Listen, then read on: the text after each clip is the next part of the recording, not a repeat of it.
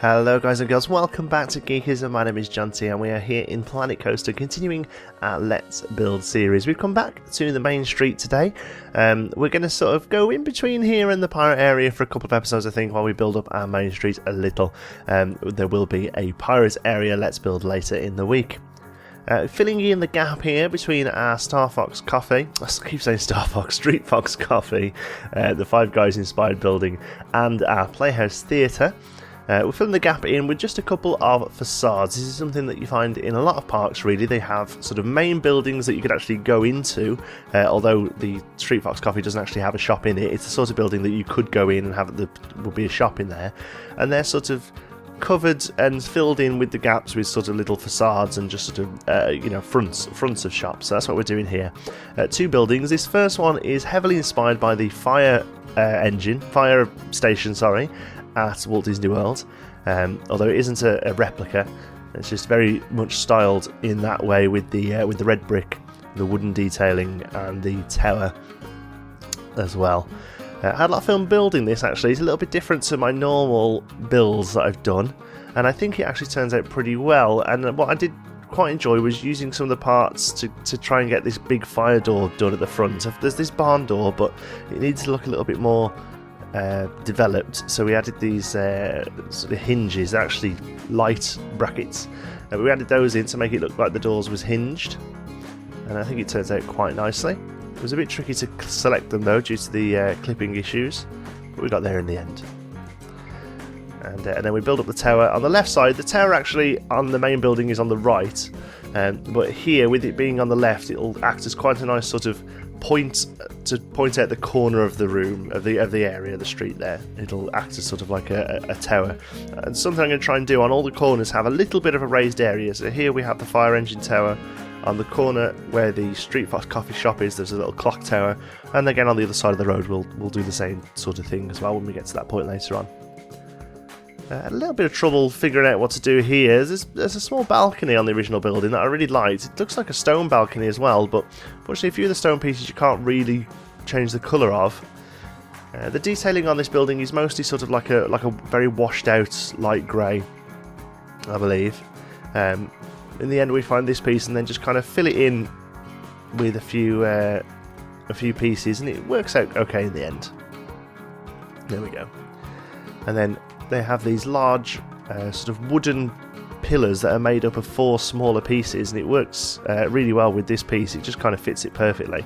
So we can replicate that pretty closely. If I remember, I'll pop a picture on the screen of the actual one that we're working from, so you can see where we're getting the reference from. But if you just Google Main Street Fire Station, I'm pretty sure it comes up.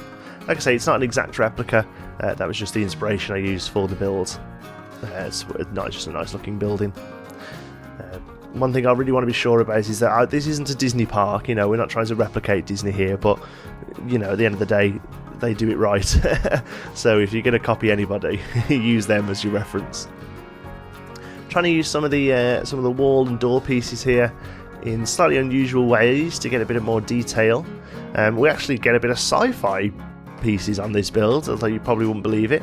In the original building there is large vent. I think here I'm looking at the original building and trying to figure out what to do with it. There are large vent pieces down the side of the tower here. They're almost like sort of shuttered windows, I think. So I look at a couple of windows but can't really find anything. Eventually I find this sci-fi piece that actually works pretty much perfectly. You have to do a bit of a bodge on it to make it that's the right sort of size.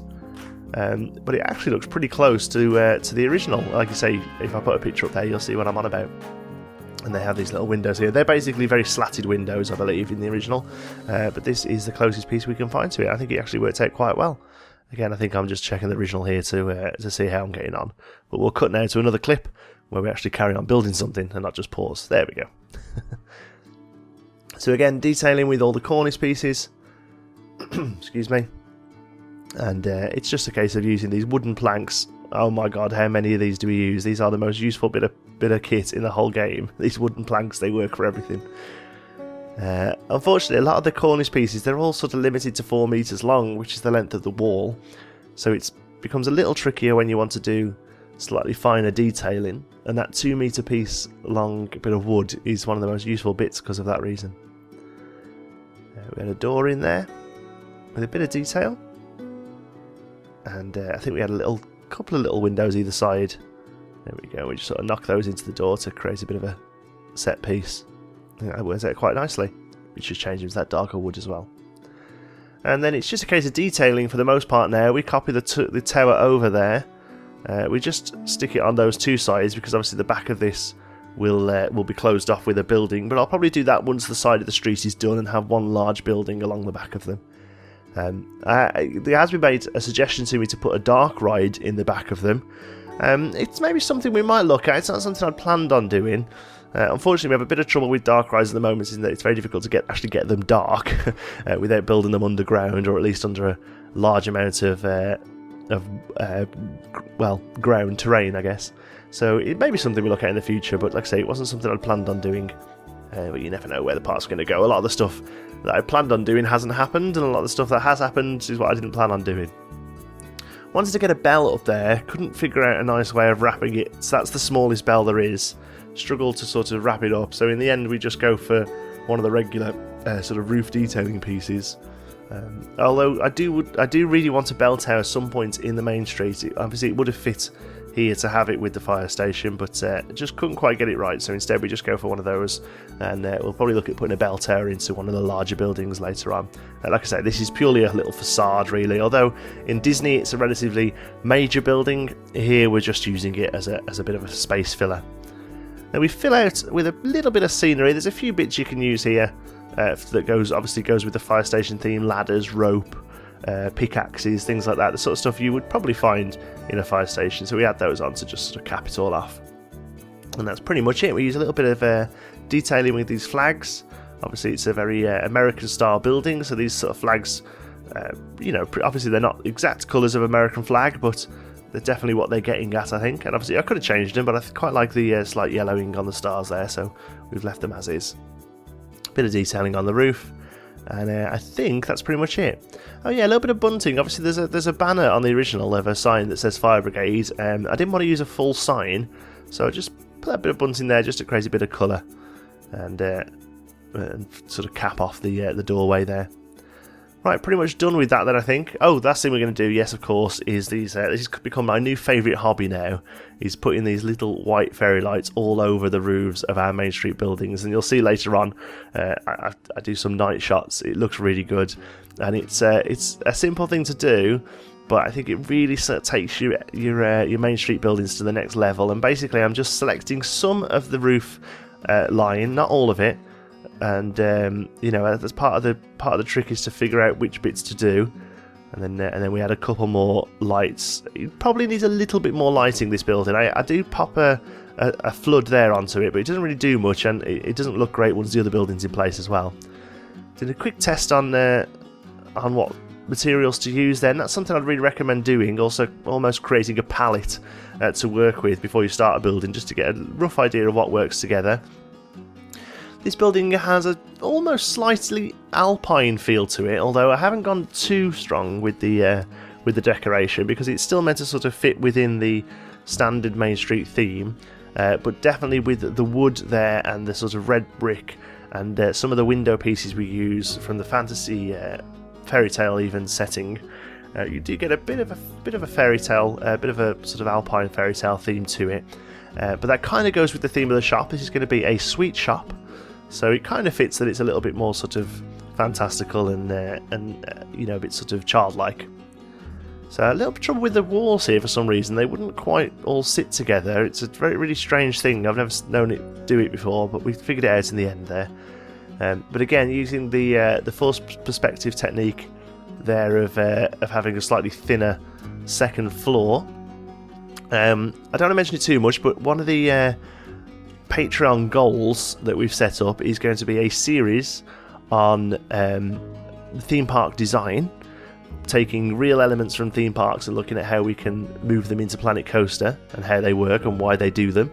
And obviously one of those episodes will be on force perspective, so we will look at that much more in the future. but for now just bear in mind that it's just a way of making buildings look slightly bigger than they are and almost like a little less daunting for the kiddies of a theme park, really. There's lots of reasons why parks use forced perspective, but again, we'll go into that in further detail later. Building a bay window here, and struggled to figure out how to do a roof on it. Eventually found that spire piece we could sort of clip into the wall. I think it actually turned out really nicely. I think it's a really nice way of doing a bit more detailing that you wouldn't be able to do with wall pieces. Well, you could, but it'd be really quite tricky to do with wall pieces because each one would have to be a separate building due to the angles of them. So that is basically just windows and a roof piece there to create a bay window. I think it looks really nice, and it's something I'm definitely going to use in the future on some larger buildings as well, I think. Call this a proof of concept. Last thing we do is a little bit of detailing here, then we call the shop Sweet Treats, and we use some of these fantastic sweet pieces around the sign. Like I say, it's no gingerbread building or anything like this, it's just a few of them to sort of cap off the sign. And we had a few little bits of lighting. We used this oriental lamp here for the colour fits quite nicely with the brick. And we just add those around there to sort of really let you know what sort of shop it is. We had a bow above the door there, above the window even. And a nice big chocolate. That looks good enough to eat, that thing does, doesn't it? There we go. And then a few more windows, little dormers in the roof. If I'm really honest, I think these still need a little bit of tweaking. They kind of look a little bit out of place, just stuck there at the moment. So I may go back and adjust those. Not too sure yet. If you've got any suggestions on those, let me know.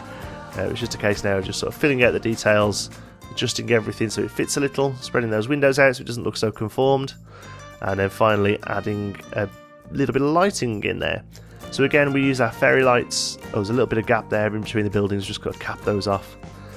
And we do get rid of that light eventually. So fairy lights here, we're actually using them as fairy lights. I feel like a sweet shop would be the sort of shop that would have a few in the window. I think it looks quite nice, have a bit of colour. And then obviously we use the white clear ones along the top of the buildings. And sometimes, like you say, you can go a little lower with them like we've done there, and just to sort of break up the line of them. There we go. Finish off that bit there. And that's pretty much it done. And again, we try and decide what to do with that light. I end up just getting rid of it, to be honest. I wasn't happy with it. End up putting a little lamp inside there to give it a bit of a colour. But I still think we might need to go back and do a little bit more lighting at the top there.